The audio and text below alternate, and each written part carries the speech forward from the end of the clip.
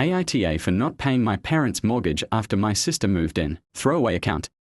For the past 8 years, I, 32M, have been paying my parents' property taxes and mortgage. They are retired and have very little retirement savings, because they put all their money into my sister, 29F, and I's education. We both went to top universities and found successful jobs afterwards. I felt like I owed my parents for all they sacrificed for me. So it was a no-brainer to help them retire with no financial stress. My parents did not consult my sister about splitting these costs with me. Instead, the agreement was that I would get a larger share of the house. Fast forward to now, my sister unfortunately lost her job last year and as a result, doesn't have much savings. She moved in with my parents to save money while she looks for a job.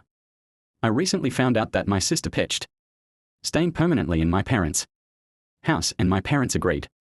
I was furious at this, because I had been paying for the house with the understanding that it would be sold, and I would get a larger share. It is very likely my sister never sells the house and instead raises her eventual family there, because the original agreement with my parents changed. I stopped paying for the mortgage, leaving it up to my sister to take care of if she's taking over the house.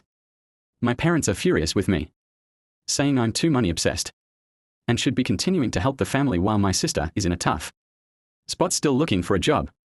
Instead, they are promising that eventually my sister will pay me out for my share of the house plus whatever else I contributed over 8 years.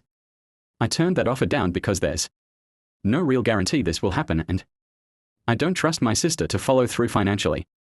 I may be the asshole for taking such a cynical stance and leaving my family in financial stress, but I feel like I was already burned once through verbal agreements and I don't want to get burned again.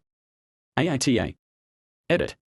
My sister is fully opposed to selling the house because of the sentimental value. I'm not on the deed because when you put someone else on the deed in CA, your house is reassessed and it will double our current property tax. There are also some implications to my parents' social security payments if I do so.